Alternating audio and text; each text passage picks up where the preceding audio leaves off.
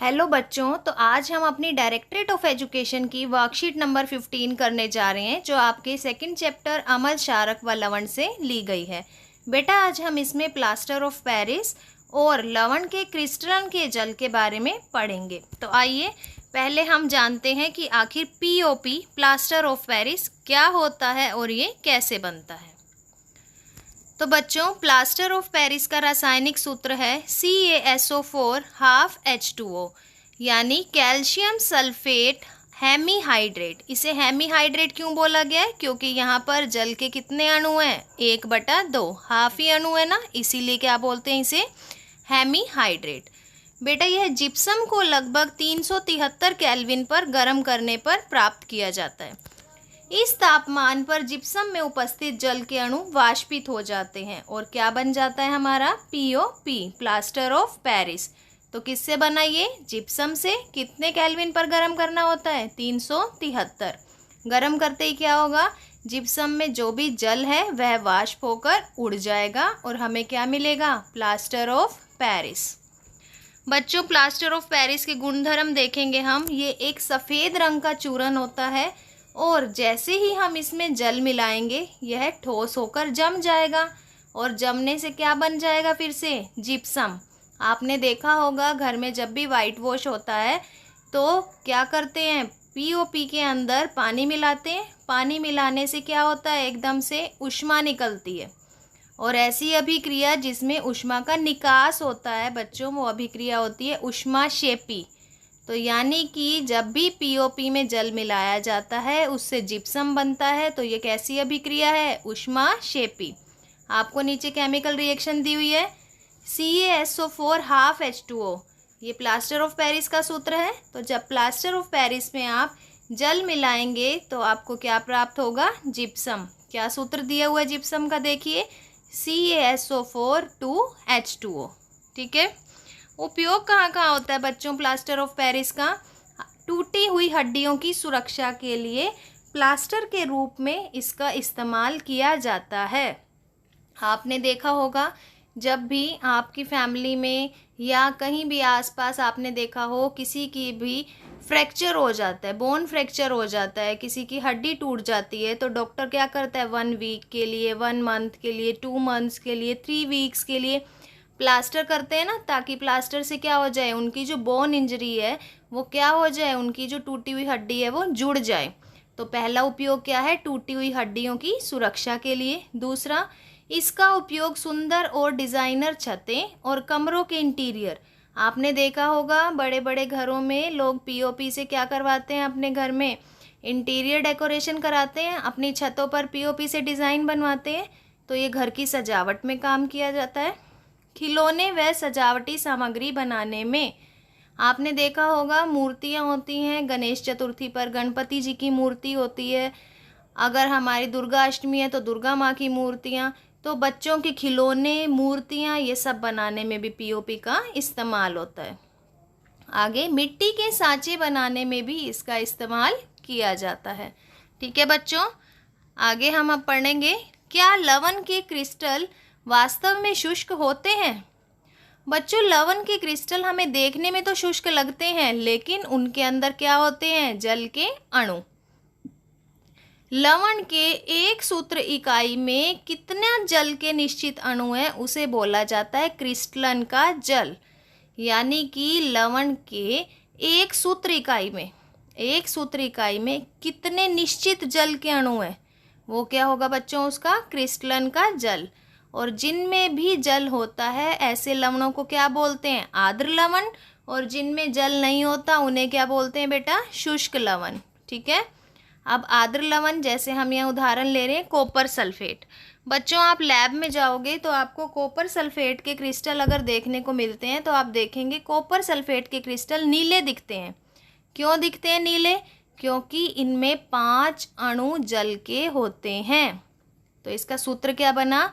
CuSO4 copper sulphate 5H2O। इसका मतलब इसके एक सूत्र इकाई में कितने जल के अणु हैं? 5। तो इसका क्रिस्टलन का जल कितना हुआ? 5। लेकिन बेटा, जैसे ही आप कॉपर सल्फेट के क्रिस्टल को गर्म करेंगे तो इसके जो जल हैं वो क्या होंगे, वाष्प बन जाएंगे जल के अणु, और इसका रंग नीले से कैसा हो जाएगा, सफ़ेद।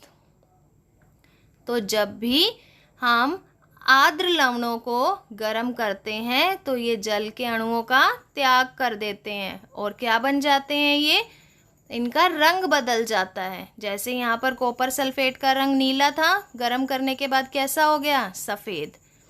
लेकिन जब अनाद्र, अनाद्र मतलब शुष्क, मैंने अभी बताया जिन लवणों में जल होता है वो होते हैं आर्द्र लवण, और जिनमें जल नहीं होता वो होते हैं शुष्क लवण। अगर कॉपर सल्फेट आपके पास शुष्क था, उसमें आप जल मिलाएंगे तो जल मिलते ही वह पुनः कैसा हो जाएगा, नीला। तो जल की कमी से, जल के अणुओं के त्याग से उसका रंग सफ़ेद हो गया था, लेकिन वापस आप उसमें जल डालेंगे तो नमी मिलते ही वो दोबारा क्या हो जाएगा, नीला। अब देखो बेटा, आपको नीचे एक टेबल दी गई है, आपको 4 लवण दिए गए हैं, उनका रंग और उनका सूत्र बताया गया है। पहला देखेंगे हम कॉपर सल्फेट, कैसे दिखते हैं इसके क्रिस्टल, नीले, और सूत्र क्या है, CuSO4 5H2O, यानी इसमें 5 जल के अणु हैं। ठीक है बेटा। फेरस सल्फेट, इसका रंग कैसा दिखाया हुआ है, हरा, FeSO4 7H2O, तो इसमें क्रिस्टलन का जल कितना है, 7, कितना है, 7। सोडियम कार्बोनेट, धोने का सोडा, इसका रंग कैसा है बेटा, सफ़ेद, और इसके सूत्र की बात करें तो Na2CO3 10H2O, तो इसमें क्रिस्टलन का जल कितना है, 10, वेरी गुड। जिप्सम, इसका रंग कैसा है, सफ़ेद, CaSO4 2H2O, तो इसका क्रिस्टलन का जल कितना है, 2, क्योंकि इसमें 2 जल के अणु जुड़े हुए हैं। ठीक है बेटा। तो आइए अब हम इसके कुछ प्रश्न करते हैं। पहला, POP का पूरा नाम क्या है, इसके 3 उपयोग बताइए। अब POP का पूरा नाम हमने वर्कशीट शुरू करते ही पहले यही पढ़ा था, प्लास्टर ऑफ पेरिस। क्या नाम है बेटा, प्लास्टर ऑफ पेरिस। इसके 3 उपयोग बताइए। तो आपको ये 3 उपयोग, यहाँ पर आपको 4 उपयोग दिए हैं, हमने अभी इसके बारे में जानी भी है काफ़ी सारी बातें, आप 3 उपयोग लिख सकते हैं। उदाहरण सहित क्रिस्टलन का जल परिभाषित कीजिए। तो बेटा क्रिस्टलन का जल क्या होता है, अभी हमने पढ़ा यहाँ पर कि लवण के एक सूत्र इकाई में जल के अणुओं की निश्चित संख्या को क्रिस्टलन का जल कहते हैं। दिख रहा है ना आपको राइट हैंड साइड पे ब्लू कलर बॉक्स में कि लवण के एक सूत्र इकाई में जल के निश्चित अणुओं की संख्या को क्या कहते हैं, क्रिस्टलन का जल। उन्होंने कहा आप इसका एक उदाहरण दीजिए, तो आपको यहाँ पर टेबल में 4 उदाहरण दिए हुए हैं, आप कोई भी एक उदाहरण लिख सकते हैं। थर्ड क्वेश्चन देखो बेटा, प्लास्टर ऑफ पेरिस को जिप्सम में कैसे बदला जा सकता है, प्लास्टर ऑफ पेरिस को जिप्सम से कैसे प्राप्त किया जा सकता है। तो हमने ये भी पढ़ा कि जैसे ही हम जिप्सम को 373 केल्विन पर गर्म करते हैं तो जिप्सम के जल के अणुओं का त्याग हो जाता है और क्या मिलता है हमें, प्लास्टर ऑफ पेरिस।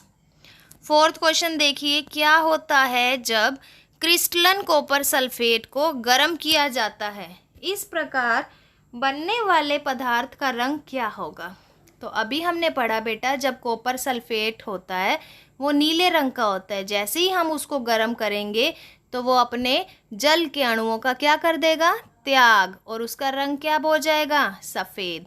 तो आप यहाँ पर क्या कर सकते हैं, ये आपको केमिकल रिएक्शन दी हुई है ऊपर, कॉपर सल्फेट जल के साथ अभिक्रिया कर रहा है और जब हम इसे गर्म कर रहे हैं तो इसका रंग कैसा हो रहा है, सफ़ेद।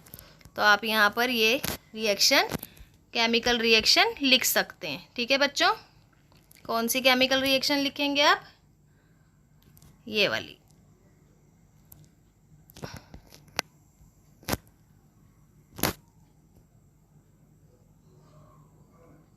ये वाली केमिकल रिएक्शन आप लिख सकते हो। ठीक है बेटा,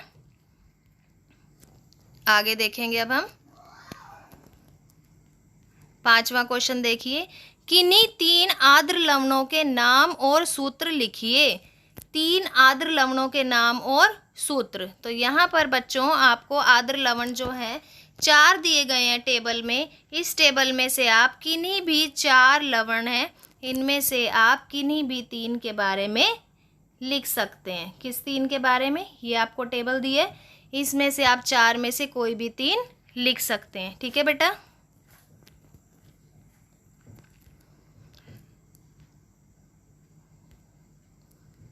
तो देखिए वर्कशीट नंबर 15, आज हमने पीओपी के बारे में पढ़ा।